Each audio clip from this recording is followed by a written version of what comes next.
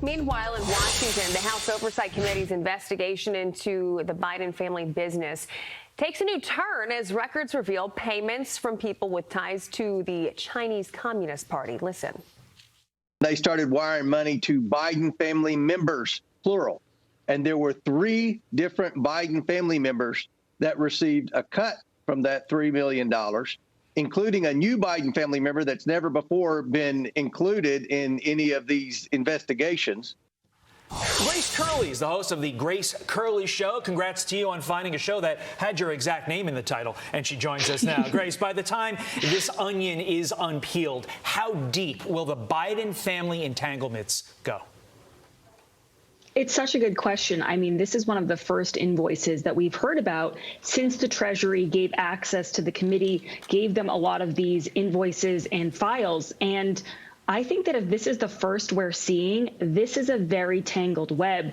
And furthermore, I think what Comer really highlighted, which I appreciated, he said there's a person in here who we haven't really associated with the crime involved with this family or with the schemes. I'm paraphrasing, obviously.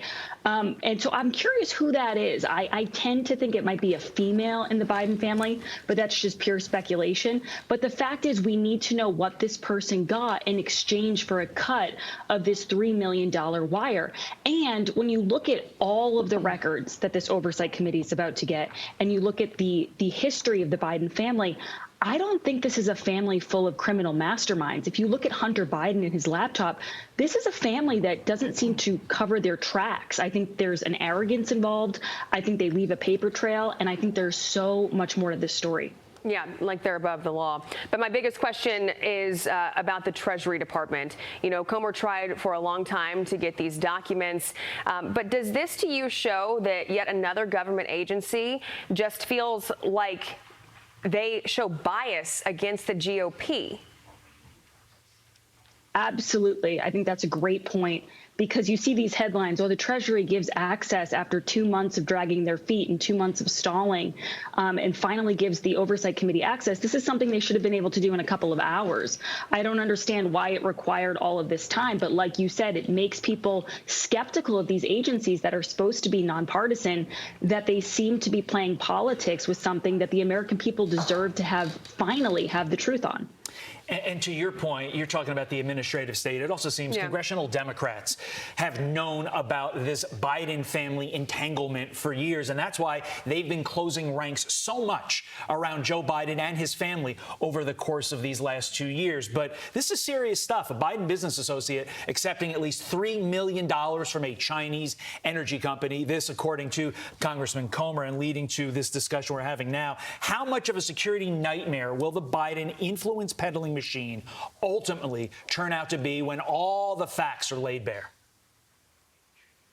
It's such a good question. I don't think we're even at the tip of the iceberg. Like I mentioned, this is just the first we're hearing about this after the Oversight Committee's received access. I think once we really get into the nitty-gritty of some of these transactions and these wires, we are all going to be kind of astounded at just how deep this runs.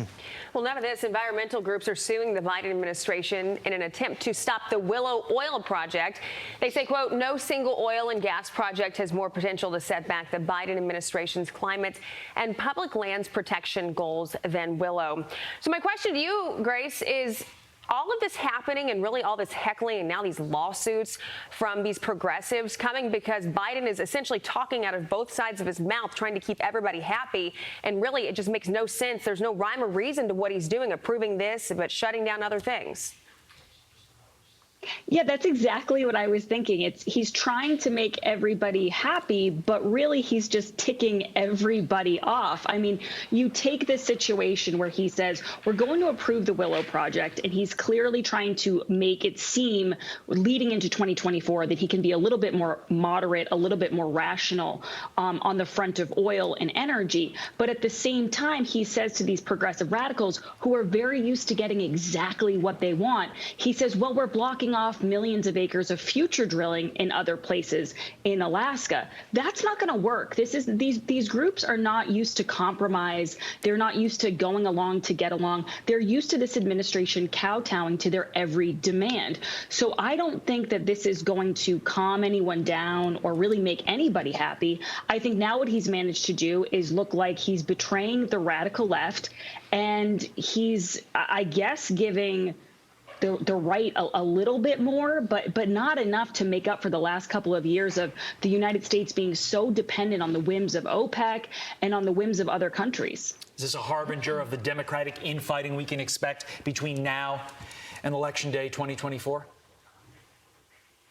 Oh, absolutely. I mean, if you follow the climate activists or really any part of the radical left-wing base, you know that this is not a group that takes no for an answer. This is not a group that just backs down from something or that can be pacified by these kind of things. And really, whether you agree with them or not, which I don't tend to agree with them, but they think they're fighting for the future of the planet. So they're not about to play politics with Joe Biden. They want what they want. And that's a huge problem. An issue with this administration is that they've gotten so used to just giving the left whatever demands they want. And that's hard to come back from. It's hard to give someone everything and then stop and try to reason with them. That's not how human nature works. Yeah.